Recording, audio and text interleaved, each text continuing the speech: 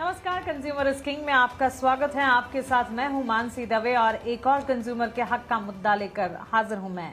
आज का मुद्दा है ऑनलाइन पेमेंट और आपकी सेफ्टी। जी हां, ऑनलाइन पेमेंट आज हर जिंदगी का हिस्सा बन चुका है, लेकिन जहां सुविधा है वहीं बढ़ता खतरा भी तो है।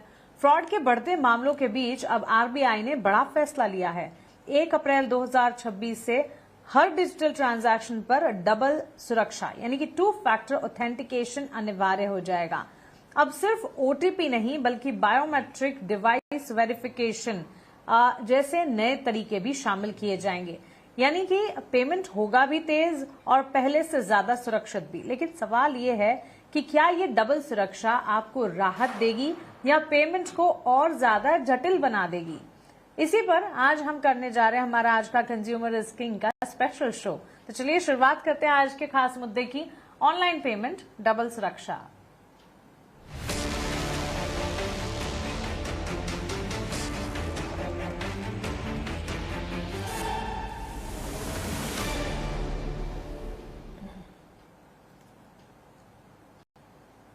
इस खास मुद्दे पर विस्तार से बातचीत करने के लिए हमारे साथ एक्सपर्ट्स की पैनल जुड़ी है। आइए एक एक कर उन सभी का स्वागत करते हैं। मेरे साथ है mister BP Sharma, former MD and CEO Bank of India, mister K Srinivas Rao, former general manager Bank of Baroda, Shekhar Pawar ji हमारे साथ जुड़े हैं, CEO secure claw, cyber security के लिहाज से हमसे बातचीत और इनसाइट शेयर करेंगे। वहीं मंजुनाथ एस मूर्ति भी हमारे साथ, chief strategy officer and advisor योबो।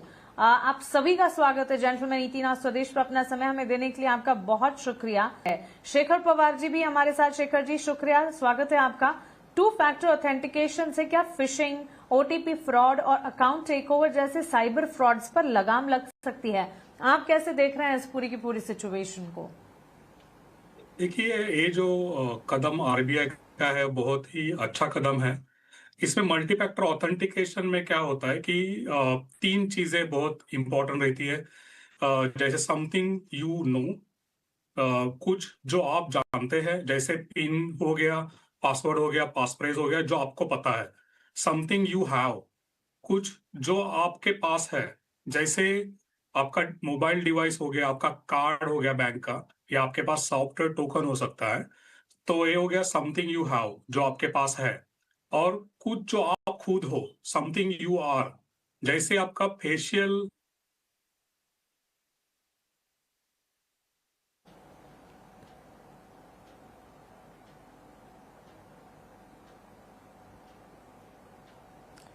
ठीक है, आई थिंक तकनीकी दिक्कत है। फिर से एक बार हम जोड़ने की कोशिश करते हैं शेखर जी को और उसके बाद उनसे उनकी राय, उनकी टेक समझते हैं। Absolutely win win situation for all the stakeholders. और सिक्योरिटी और डबल सिक्योरिटी किसी भी लिहाज से बेहतर ही है और ओटीपी से आगे बढ़ा है अब पेमेंट सिस्टम, ये कह सकते हैं। अब सिर्फ ओटीपी से ही पेमेंट पूरा नहीं माना जाएगा। नया ऑथेंटिकेशन सिस्टम हर पेमेंट पर लागू होते हुए दिखेंगे। सिक्योरिटी के लिए मल्टी फैक्टर जरूरी बनाया गया है और ये जरूरी भी है, और यूजर वेरिफिकेशन अब पहले से ज्यादा मजबूत होता दिखेगा। इससे फायदा हर लिहाज से होता हुआ दिखेगा जरूर। शेखर जी हमारे साथ वापस जुड़ गए हैं। शेखर, तकनीकी दिक्कत की वजह से आपसे हमारा संपर्क टूटा था। If you can hear me, आप अपनी बात पूरी कीजिए। मेरा सवाल ये था कि ये जो 2 फैक्टर ऑथेंटिकेशन की बात हो रही है, इससे क्या fishing, OTP fraud, account takeover जैसे साइबर फ्रॉड्स पर लगाम लगेगी? इससे लगाम जरूर लगेगी कुछ हद तक, और बहुत हद तक मैं कहूंगा। लेकिन जैसे साइबर की दुनिया जैसे चलती है, तो साइबर क्रिमिनल्स हमेशा नए नए मेथोडोलॉजी ढूंढते रहते हैं। तो अभी ये 2 फैक्टर ऑथेंटिकेशन जो आया है, वो अभी के लिए लगाम लगा रहा है, लेकिन हमें पता नहीं कि आगे बढ़ के और कोई नया मेथोडोलॉजी साइबर क्रिमिनल्स ढूंढेंगे और उसमें भी फ्रॉड्स हो सकते हैं। और उसके अलावा जैसे मल्टी फैक्टर ऑथेंटिकेशन के बारे में मैं बात कर रहा था, समथिंग यू नो, कुछ जो आपके पास आप जानते हो, जैसे आपका पिन कोड हो गया, पासफ्रेज हो गया, या आपका पासवर्ड हो गया, ये सब आप जानते हो। दूसरी बात होती है समथिंग यू हैव, कुछ जो आपके पास है, जैसे आपका डिवाइस आपके पास है, आपका हार्डवेयर टोकन आपके पास है, आपका सॉफ्टवेयर टोकन आपके पास है, तो ये हो गया समथिंग यू हैव।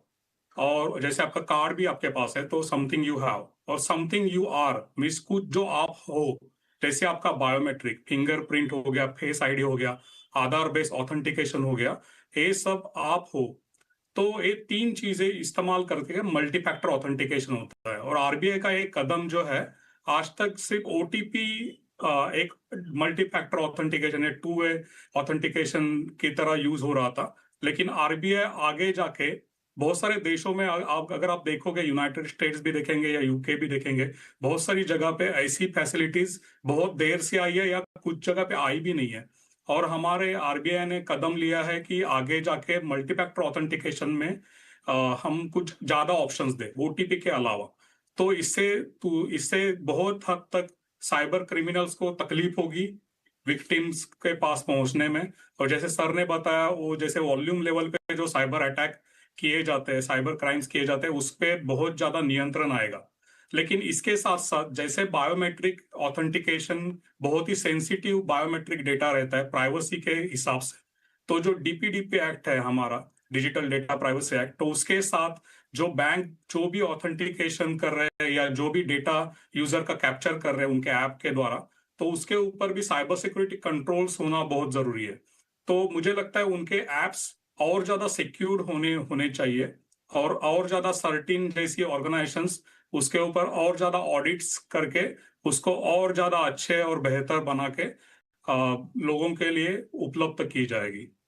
तो ये बहुत ही अच्छा कदम है और इससे साइबर क्राइम्स कम होने की संभावना बहुत ज्यादा है और होनी ही चाहिए।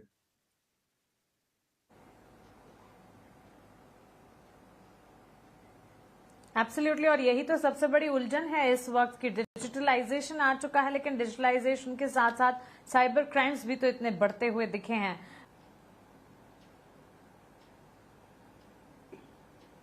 नहीं, नए बदलाव के साथ कदम मिलाना भी पड़ेगा और अच्छी और सही नियत के साथ ये कदम उठाया जा रहा है।